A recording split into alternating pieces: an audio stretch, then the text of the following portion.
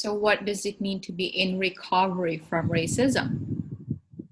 Well, it's in recovery instead of recovered. We'd like to think we're above it. But if we're in recovery, we acknowledge that we've all been contaminated with biases and so forth. And we all have some sort of unconscious, suppressed ideas floating around. And we're in recovery. We're open to learning more, to discovering more about ourselves. We're willing, we're accepting, we're looking to do better. Instead of imagining that we're, recovered, it's in recovery. It's an ongoing process. And all of us, all ethnic groups, we're all in recovery from racism in all different ways, depending on our circumstances, and all different flavors. We're all in recovery. And one of the things that we do when we're in recovery is to take a fearless and searching inventory. And in this case, and that's a 12-step concept, a fearless and searching inventory would help us to see if we have notions of Black inferiority and white superiority and separateness and all of those negative notions. If we have any of those within ourselves, to kind of be open to looking for them instead of putting so much energy into suppressing them, kind of letting them, giving ourselves permission to be human and possibly to be able to tune into some of them. But what holds us back from that is the shame. Shame keeps those feelings unconscious, buried, hidden, inaccessible. They're all the way in the basement of the human psyche. They're like buried in the basement under cement practically because they're so taboo. So it keeps them kind of preserved in a sense, the shame. So that's what this is about, trying to be intentionally transparent instead of worried about the transparency somehow showing up and then being called racist. Trying to really look into ourselves. That's being in recovery and being humble with it. Okay. And then you mentioned something about brainwashing. So where did this brainwashing come from?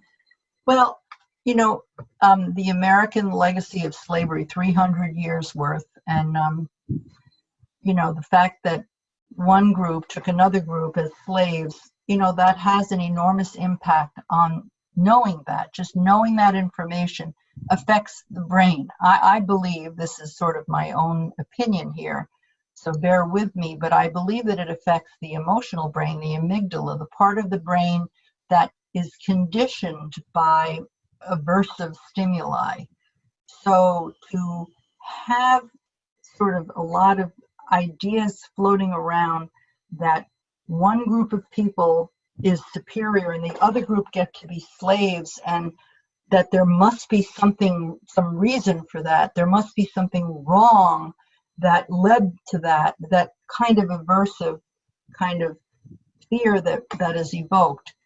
I believe that has made an impact on the amygdala, the emotional brain, so that in a moment of panic, when we're filled with adrenaline, we might use deadly force in panic when it's not necessary to save our own lives because of the aversive conditioning, the fear, the feeling of difference, the feeling of superiority, all of those feelings, but mostly the fear would be the part that's in the emotional brain. Newcomers coming to the country pick up on this. It's not like they have to be educated, that they see an immediate fact that people of color are more stigmatized and have a different set of circumstances to live with than people of not color. It's the negative assumptions kind of just rise from being able to visually see the different conditions. These negative notions come from, they're in the oxygen that we breathe. They're just part of the visual world and just the whole knowledge base that we have of what our history was. And we acquired them involuntarily and unknowingly. And most of us really want to get rid of them. they're taboo, and we're ashamed of them and want to get rid of them.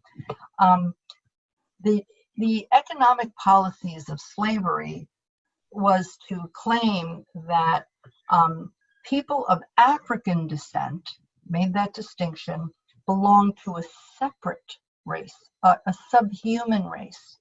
So the economics of slavery, in order to be able to have slavery in a country where all men are created equal, our country was founded on that principle. So in order to make those things jive, the economics of slavery made it necessary to convince people that that people with African descent were subhuman and inferior, and that allowed the country to ship them and sell them and rape them and tear their children away from them and abuse them in all different ways and use them and impoverish them. That's what allowed that to happen. Those were people who were in other ways kind and gentle, good people perhaps, but the amount of propaganda that went into creating that so that people could justify doing that.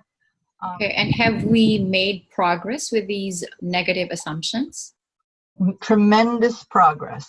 We have psychosocial evolution. So in my own lifespan of, I'm only 30, but my short years on the planet, I have seen tremendous changes, tremendous. We're always moving forward. Things that were unthinkable in the past are commonplace today. We've made such a huge dent. That now, when we move forward with psychosocial evolution, always moving forward, we move forward 2 steps forward and 1 step back. And in the black-white divide, there's a lot of love and empathy that goes back and forth.